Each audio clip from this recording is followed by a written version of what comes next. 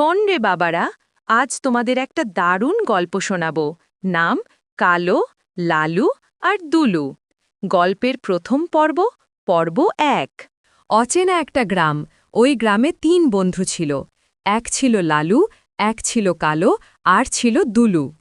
কালুর বাবার নাম ছিল সমর, আর মায়ের নাম ছিল কবিতা বানু। লালুর বাবা ওমর কুমার, মার নাম ক্যারিনা, আর ঢোল বাবার নাম ছিল নেপাল, আর মায়ের নাম সীতা। এই কালোটা আবার কোথায় গেল? ছেলেকে নিয়ে আর পারি না। কোথায় যে থাকে? সারাদিন ৩ বন্ধু মিলে কি যে করে কিছুই তো জানি না। ওদেরকে নিয়ে আর পারি না। আমার শরীরটা বেশি ভালো লাগতেছে না। আবার যেতে হবে পঞ্চায়েতে। পঞ্চায়েতে আবার কি যে হলো বুঝতাছি না। ও গিন্নি, কোথায় গেলে? আর হাতেও বেশি টাকা পয়সা নাই। কেমনে যে দিন যাবে কিছুই বুঝতাছি না। কাজ না করিতে না পারিলে সংসারটা চালাবো কিভাবে? না কিছু একটা কাজ বের করতে হবে, না হলে তো সামনে অনেক বিপদ আছে। বিপদের আগেই আমার সব কিছু ঠিক রাখতে হবে। এত চিন্তা করা যাবে না। ছেলেটাও এত বড় হলে চিন্তা মুক্ত হতাম। ছেলেটা এখনো অনেক ছোট আছে। ও গিন্নি, এখনো আসছ না কেন? ঘর বাড়ির অবস্থা তো বেশি ভালো না। সামনে আবার বর্ষার দিন। এই বৃষ্টি, এই ঝড় কখন যেন ঘরটা উড়িয়ে নিয়ে যায়। এই গিন্নি, তার আবার কি হলো? এখনো আসছে না কেন? যায় গো যায়, সারাদিন তো আমি বসে থাকি, যে হুঠার ডাক দিলেই কি চলে আসা যায় নাকি? আমার কি সংসারের কাজ নাই? সারাদিন কাজ করি, তারপরও ভালো লাগে না, তাই না? সারাদিন তো বসে থাকো, তুমি কি বুঝবা? যাই হোক, হ্যাঁ সেটা বলো।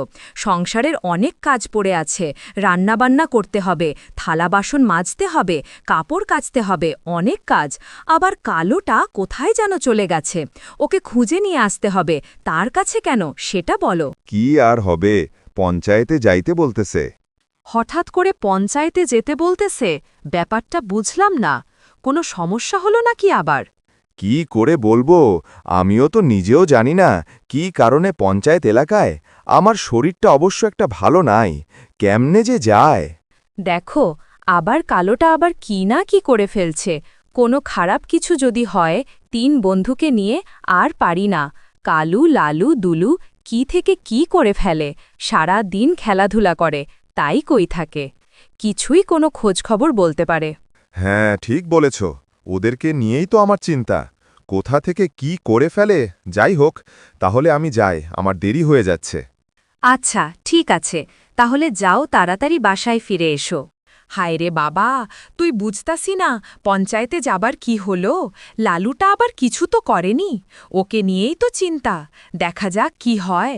ওর বাবা তো গেল। আমার অনেক কাজ, রান্না বসাতে হবে। রান্না কি দিয়ে বসাবো? বাসায় তো কিছুই নয়, চাল ডাল বাঁধার সাথেও তো নাই।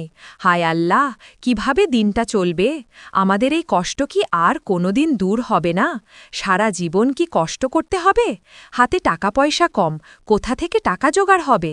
বেশি একটা জমিন নাই যে চাষাবাদ করে সবজি বিক্রি করব। যাই হোক, দেখি আগে লালুর বাবাটা পঞ্চায়েত থেকে কি করা। আমি বরং আমার কাজগুলো গুছিয়ে রাখি।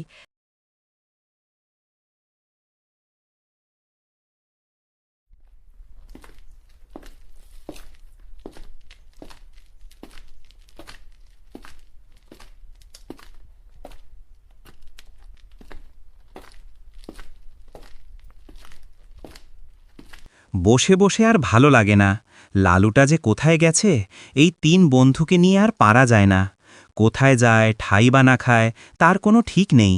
লালুর আম্মু কোথায় যেন চলে। আমার আবার পঞ্চায়েতে যেতে হবে।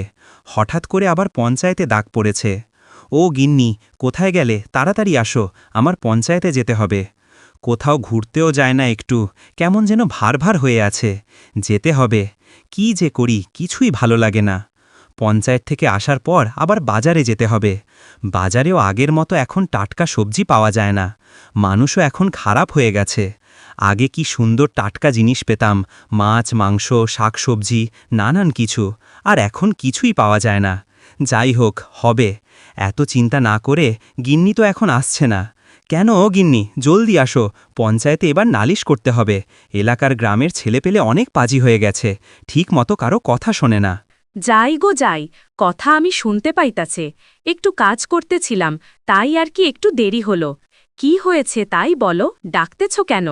পঞ্চায়েতে ডাক পড়েছে, পঞ্চায়েতে যেতে হবে। ও আচ্ছা, তাই বলো। হঠাৎ করে আজকে পঞ্চায়েতে দাগ পড়ল, বিশেষ কোনো কারণ আছে নাকি? অবশ্যই বিশেষ কারণ তো থাকতেও পারে। ডাক দিয়েছে পঞ্চায়েত। আমি বেশি একটা বুঝতেছি না যে হঠাৎ করে কেন পঞ্চায়েতে ডাক দিল। ভালোই হবে না খারাপই হবে, যাই হোক ওইখানে গেলে তারপর এসে বোঝা যাবে। হ্যাঁ, যাই হোক, বাসায় ফিরে এসো। বাসায় কিন্তু কিছুই নাই। তোমাকে আবার বাজারে যেতে হবে মাছ, মাংস, শাকসবজি আনতে। আর যাওয়ার সময় লালুকে একটু দেখে যেও। 3 বন্ধু খেলাধুলা করছে না, কোথাও গিয়ে আকাম কুকাম করছে না। ওদেরকে নিয়ে তো আর পারা যায় না। অনেক দুষ্টু হয়েছে, অনেক বাজিও হয়েছে। আচ্ছা বাবা, ঠিক আছে, আমি তাড়াতাড়ি ফিরে আসব। এখন তো বলা যায় না কতক্ষণ সময় লাগবে।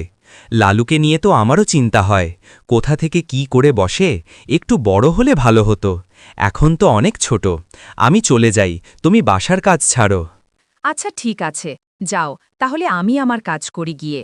অনেক কাজ পড়ে আছে, আবার ভাবির সাথে দেখা করতে হবে। দিতে আমার অনেক কাজ, আবার পাশের বাড়ির ভাবির ভাবিকে নিয়েও আর পারি না। এর কথা ওর সাথে লাগাই, ওর কথা আমার কাছে বলে। যাই হোক, ওটা নিয়ে আমার চিন্তা করে লাভ নেই, তার ফল সে তেমনি পাবে। আমার কাজ আমি করি। দিয়ে আবার খাবারের জন্য কান্না করবে লালু, তো আবার নুডলস খেতে খুব পছন্দ করে। বসে না থেকে ওর জন্য খাবার তৈরি করি। ওর বাবা আবার পঞ্চায়েত থেকে এসে পড়বে, আবার বাজারে যাবে, মাংস কাটতে হবে, সবজি কাটতে হবে, ভালো করে ধুয়ে কাটাকুটা করে রান্না বসাতে হবে। অনেক সময় লাগবে। যাই, আমার হাতের কাজটি সেরে রাখি। আচ্ছা, ছোট বাচ্চারা, আজকের মতো এখানে প্রথম পর্ব শেষ। দ্বিতীয় পর্ব দেখার জন্য আবার চলে এসো। যদি ভিডিওটা ভালো লেগে থাকে তাহলে একটা লাইক, শেয়ার করে দিও। আর ভিডিওটা যদি আরও করব দেখতে চাইলে কমেন্ট করে জানিয়ে দিও। ভিডিওটা সবার আগে পেতে চাইলে বেল আইকনে ক্লিক করে দিও। ভালো থেকো সবাই।